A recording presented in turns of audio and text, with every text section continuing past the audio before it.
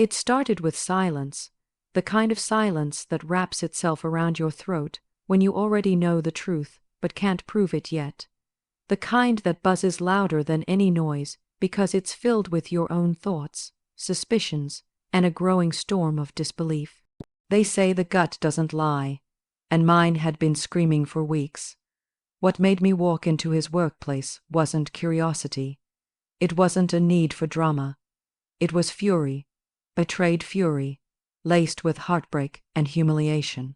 I had known something wasn't right. The phone that used to light up with calls from home now glowed with texts at odd hours from someone saved as project manager. The after-hours meetings, the unexplained late nights, and the sudden surge of pride in a job he used to hate. It was all painting a picture I didn't want to see, but I saw it. I saw the truth between his lies.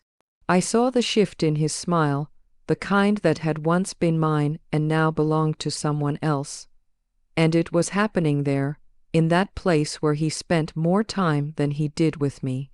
In that building, behind those doors, with those people who welcomed the affair and protected it with their silence. So, I walked in. I walked in because dignity demands to be defended. Because silence, while noble, becomes complicity when the weight of injustice starts choking you. I walked into his workplace not because I wanted to catch him, but because I wanted to catch me. Before I disappeared completely in the lie we were living, I needed them to see the woman they'd tried to erase, the one they whispered about, pitied, or worse, mocked. I needed them to know I existed, that I knew, and there they were, her laugh, his crooked smile, and the invisible thread that wrapped them together like a noose around my marriage. No apology, no shame, just shock, the kind that only comes when the secret crashes headfirst into the consequences. It wasn't just him I confronted that day. It was the culture that made betrayal feel so normal. The workplace that had room for infidelity, but none for integrity. The supervisors who looked the other way, the coworkers who smirked knowingly, and the silence that had allowed them to thrive while I unraveled. I didn't scream. I didn't cry. I stood still and watched him shrink under the weight of my presence. That was my moment, not as a scorned partner, but as a woman who refused to be erased. That workplace didn't just take him, it tried to take my sanity, my stability, my sense of self. But what it gave me in return, unintentionally, was power. Power to reclaim my voice, power to walk away, and I did. I left him there, in the ruins of the lie he built, surrounded by the people who helped him build it. Because what they didn't realize was that I wasn't there to fight for him. I was there to bury what was left of us. The funeral of my trust happened right there in the hallway of his office.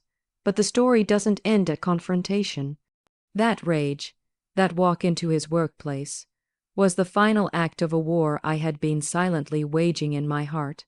A war between hope and truth, though brutal, finally won. I didn't just lose a partner to infidelity.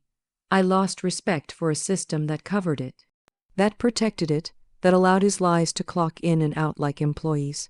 In the aftermath, I found myself standing not in the ashes of betrayal, but in the clarity of freedom. I began to rebuild, not a relationship, but myself. Because once you've stood face to face with the destruction of everything you thought was real, there's only one way left to go forward, and no partner, no workplace, no betrayal will ever hold that kind of power over me again. Let them whisper now. Let them wonder, because I am no longer the woman who waits at home with questions. I am the storm that walks into rooms uninvited, because when truth is your weapon, you no longer need permission to speak. It didn't happen all at once. The betrayal wasn't loud. It was subtle, slow, like a leak in a ceiling you don't notice until the collapse. At first, I told myself I was imagining things, that I was tired, paranoid, reading too much into nothing. But nothing started to wear a familiar scent I couldn't ignore. It smelled like her perfume on his shirt. Not strong, not obvious. Just a trace, faint, lingering. It clung to him like guilt clings to a lie. And once I noticed it, I began to see more. His phone, once an open window between us, slowly turned into a locked vault. He used to leave it charging on the nightstand, and while we lay in bed, his arm around me. But now it was always face down, always in his pocket, even in the shower. Notifications stopped lighting up the screen, messages deleted, passwords changed. He had explanations, of course, always something clever. Just work stuff. He'd say, new IT policy, they're cracking down. I believed him the first time, even the second, but by the third, something inside me stopped accepting comfort in the form of lies. And then there were the work meetings, endless, conveniently timed, sometimes during weekends, sometimes late at night, quarter end. He'd say, new client pitch, but he hated his job before. He used to complain about how dead the place was. Suddenly he was eager, almost excited to stay late, eager to dress sharper. Fresh shirts, new cologne, attention to detail he never gave me anymore. His job, the one he used to curse under his breath, had become the place he disappeared to, and I started to realize he wasn't coming home to rest anymore. He was coming back from a life I was no longer a part of. The workplace itself took on a strange, haunting presence in our lives. It used to be just a place, four walls I never had to think about, but now it was everywhere, in his voice, in his schedule, in the empty chair beside me at dinner. I remember once asking about his coworkers, trying to connect. He'd brush me off with vague names and overused words like just colleagues or strictly professional, but I saw the flicker in his eyes, a stutter in his speech, not because he wasn't clever, but because when you're weaving lies, every detail feels too dangerous to explain. And there was her, though I didn't know her name then. I only knew her through the stories he didn't tell, through the way he smiled while texting late into the night, claiming it was his boss, through the nervous energy he carried when I asked to stop by his office to drop something off, and he insisted I shouldn't. It's chaotic right now, he'd say, we're slammed, no visitors. But it wasn't about chaos. It was about her being there. It was about preserving the illusion. There were photos on the company website, team outings, casual Fridays, birthdays in the break room. In one of them, she was sitting too close. His arm wasn't quite around her, but the space between them told a different story than friendship. It was intimacy in plain sight, disguised in office camaraderie. I stared at that picture for hours, not because it proved anything, but because it confirmed everything I'd already felt. My instincts weren't paranoid. They were accurate. And when I dared to ask, to confront the oddities, the shift, the secrecy, I became the problem. You don't trust me. Why are you so controlling? Can't I have a life outside of this house? He twisted it so cleverly that I began to question myself. Gaslighting doesn't feel like fire, it feels like doubt, like shame, and for a while I believed that maybe I was too sensitive.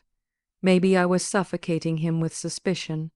But all the while, the truth was sitting at a desk beside him, eating lunch with him, laughing with him, loving the man I was trying to hold on to. The betrayal didn't arrive as a confession. It arrived in clues, inconsistencies, and the gut, deep realization that love, when real, doesn't hide behind conference calls and business trips. It doesn't rewrite itself behind office doors. His workplace didn't just change his schedule, it changed his entire demeanor. He started speaking a language I no longer understood. Jargon, deadlines, strategic goals, and yet, none of it translated to the relationship we once shared. There is nothing more lonely than sleeping beside someone whose mind is in another building. His body was there, yes, but his attention, his passion, his energy, they were somewhere else entirely, in fluorescent lights and fake professionalism, tucked between emails and stolen glances. And the more he slipped away, the more I realized that the betrayal had a location. It had a desk, a name badge, a meeting schedule. The infidelity didn't happen in secret. It happened at his workplace, in plain sight, while the world looked on and called it just work. It's strange how emotional turmoil doesn't hit like a tidal wave. It builds like steam in a sealed pot. Slowly, steadily, until something bursts. I didn't scream the first time I knew. I didn't throw his phone against the wall or confront him with tears and ultimatums. Instead, I sat on the edge of our bed, staring into the kind of silence that drowns you. That's what betrayal does. It doesn't always explode.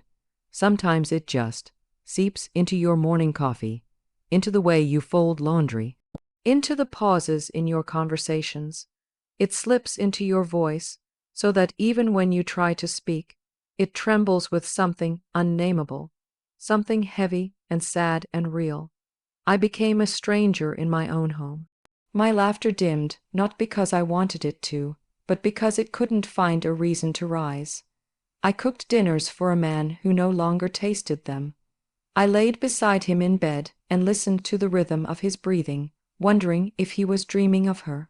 If her name lived where mine used to echo, my mind, once filled with dated worries, bills, groceries, weekend plans, was now a battlefield of questions I didn't have the answers to. Where is he really going? What did that message say? Is it her voice in the background?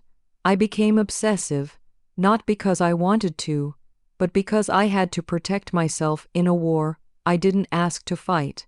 I started to shrink in my own skin. Every mirror became an interrogation. Was I not enough? Was I too much? Did I stop being beautiful to him? Desirable? Important? I scrutinized myself for flaws, real or imagined, as though my body was to blame for his betrayal. That's the cruelty of emotional turmoil. It doesn't just hurt, it rewrites your sense of worth. It doesn't whisper, "He cheated." It screams, "You failed." And yet, I said nothing to anyone. I kept the pain locked behind pleasantries and small talk. I smiled at friends, nodded at neighbors, showed up to family dinners as if my world wasn't shattering in slow motion. Because how do you explain that your heart is bleeding, but the wound is invisible? How do you say, "I'm being replaced," when there's no proof, just intuition and the ache of knowing you're no longer his favorite part of the day? The breaking point didn't come because of one moment. It came because of every moment. Every dismissal, every time he looked at his phone and smiled at a message he wouldn't show me. Every time he pulled away from my touch like my hands were made of ice. Every time he left me waiting for answers, for attention, for affection that used to be given without asking. That waiting, that unbearable, humiliating, endless waiting, broke me. One night, I found myself curled up on the bathroom floor, fully clothed, crying without sound, the kind of cry that empties you. I had tried so hard to keep it together, to stay logical, to wait for the right time to confront him, to gather proof, to not let my emotions get the best of me. But there it was. My heart had been carrying too much for too long, and it collapsed under the weight of silence.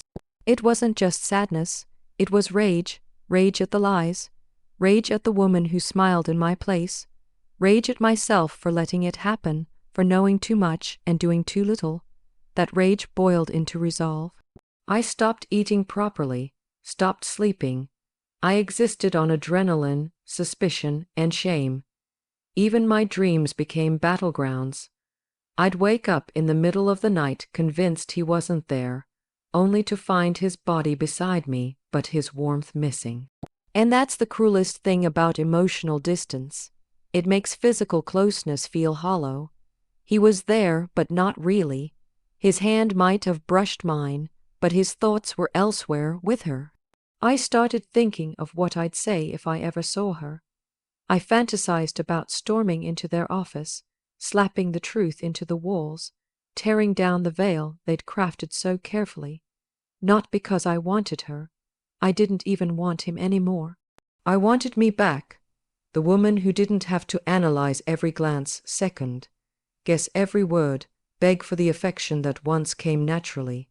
I wanted her back, the me before the madness, before his workplace became a battlefield and I, an unintended casualty. The turmoil pushed me to the edge, but it was also the edge that gave me clarity. Because when you've spent enough nights feeling like a ghost in your own relationship, you start to crave a confrontation, not for closure, but for freedom. I didn't want answers anymore. I wanted peace, and peace only comes when the pain gets louder than the fear. That's what made me snap. That's what made me go. Not jealousy, not revenge, just a need to feel real again, to stop guessing and finally know. I didn't plan it. I didn't rehearse what I'd say or imagine how it would unfold. The confrontation wasn't a scene from a movie. It was raw, unrehearsed, born out of months of pent-up rage and humiliation. I had reached a point where pain no longer silenced me. It sharpened me. The moment I decided to walk into that building, it wasn't about catching him in the act. It was about showing up for myself. There's something electric that happens when heartbreak turns into fury. When your sorrow hardens into something fierce and untamed. That was the version of me that opened those glass doors and walked into his workplace like a storm about to touch down. Every step down that hallway felt like reclaiming ground that had been stolen from me. That office, his so-called professional space, had become a war zone where my relationship was quietly murdered. They didn't just hide it there, they helped it flourish, the long stares, the smirks, the way some of his coworkers treated me like a rumor come to life. They knew, and yet they stood by, enabling the lie while I lay awake night after night beside a man whose heart had already left. I remember the smell of the building, sterile, like air conditioning and copy paper. I remember the reception desk, the flicker of recognition in the eyes of the woman sitting there. She didn't smile. She didn't ask questions. She just glanced toward the hallway as if to say, "You already know where to go." And I did. It's strange how the body remembers even what the mind tries to deny. I followed the hum of voices and fluorescent light until I heard his laugh, that laugh that used to belong to me. He didn't see me at first. She did. Her face drained of color the second she saw mine. Like guilt had just stood up and walked into the room. She didn't speak. She looked at him, and that look between them, quick, silent, loaded, confirmed everything I needed to know. That single look told the whole story. It told me how long it had been going on, how deep it ran, how many lies had been told to protect it.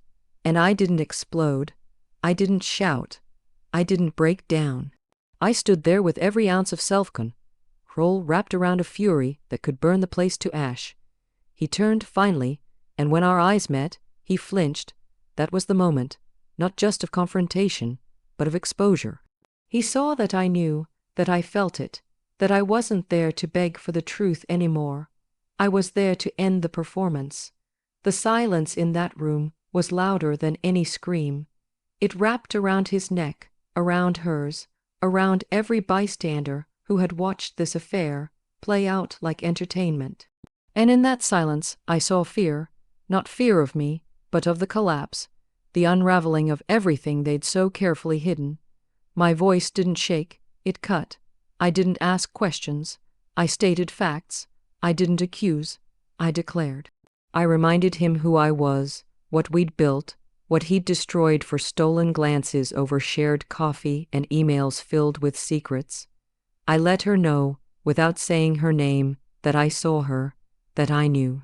That I wasn't some faceless wife in the background of their story. I was the one whose silence they mistook for ignorance. And when the truth was laid bare, not one of them moved to defend it. There's a terrifying power in being calm when everyone expects you to break. That calm comes from knowing the damage is already done. There's nothing left to salvage. There's no going back. And once you accept that, you stop pleading. You stop crying. You rise. And rising doesn't always look graceful. Sometimes it looks like walking into a room full of liars and saying, "I see you." Sometimes it's the refusal to be quiet 1 second longer. As I turned to leave, I noticed the stares, the hushed whispers, coworkers frozen mid-task, unsure whether to be ashamed or impressed. But I didn't care. I wasn't there to perform. I wasn't there for them. I was there because I had spent too long being erased from a story I helped write. And confronting them, wasn't about making a scene. It was about reclaiming reality. No more denial, no more secrets, no more pretending. He didn't follow me. He didn't run after me with apologies or excuses. He just stood there, smaller than I'd ever seen him, surrounded by the mess he made. That image is burned into my mind, not because of what it meant for us, but because of what it did for me. It was the moment I stopped being a victim of his betrayal and started becoming the author of my escape. That confrontation wasn't just the climax of his affair, it was the beginning of my return to myself. After the confrontation, something in me broke, but not in the way people expect. It wasn't a collapse, it was a shedding. The version of me that waited, that doubted, that begged for crumbs of honesty, she was gone. What remained was raw, bruised, but alive. And that's when the real pain began to settle. Not the shock of betrayal, not the fire of confrontation, but the quiet aftermath. The weight of knowing everything I had been afraid of was true, that my love wasn't enough to hold him, that the promises we made were disposable the moment something more convenient or exciting came along. I sat in that truth, day after day, trying to make sense of how I had given so much and still ended up feeling so disposable. The emotional devastation that followed was unlike anything I had ever experienced. It didn't come in waves. It sat on my chest like a stone. I woke up every morning to silence, not the peaceful kind, but the kind that hums with absence. The kind that reminds you someone who used to be your whole world is out there living a double life, while you're stuck grieving something that technically, on paper, isn't dead yet. My world didn't fall apart. It slowly unraveled, thread by thread, until I was standing in the ruins of a life I no longer recognized. The hardest part wasn't losing him. It was realizing he had already left long before I did.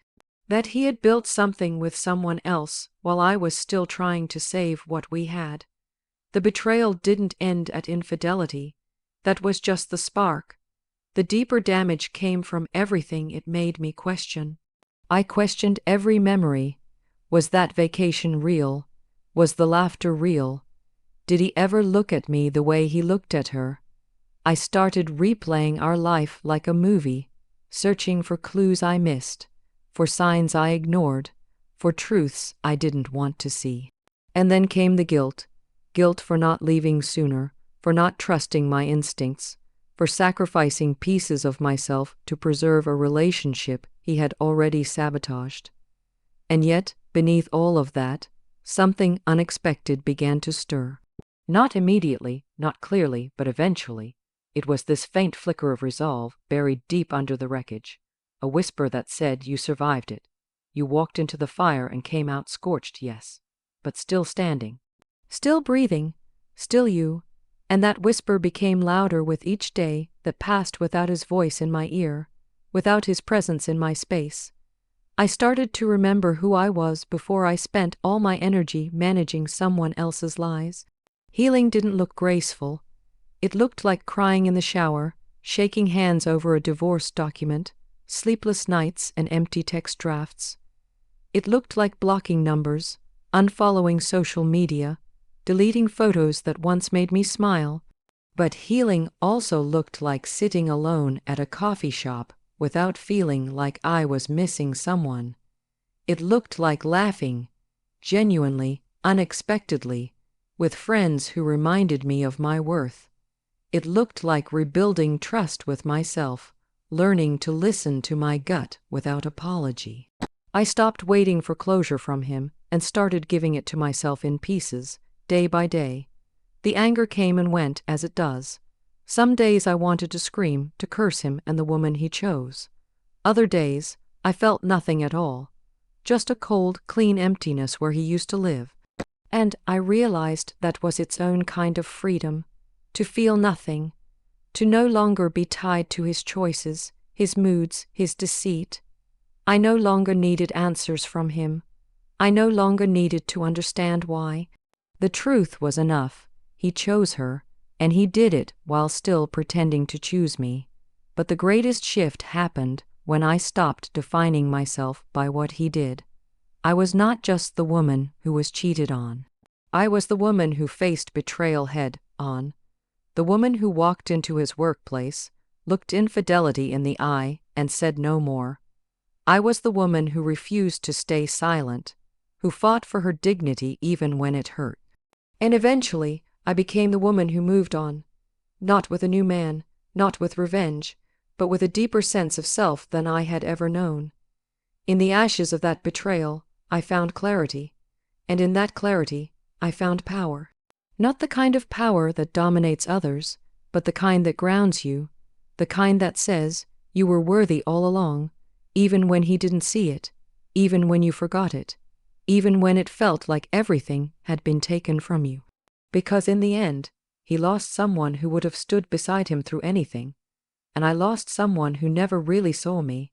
That's not my tragedy, it's my liberation.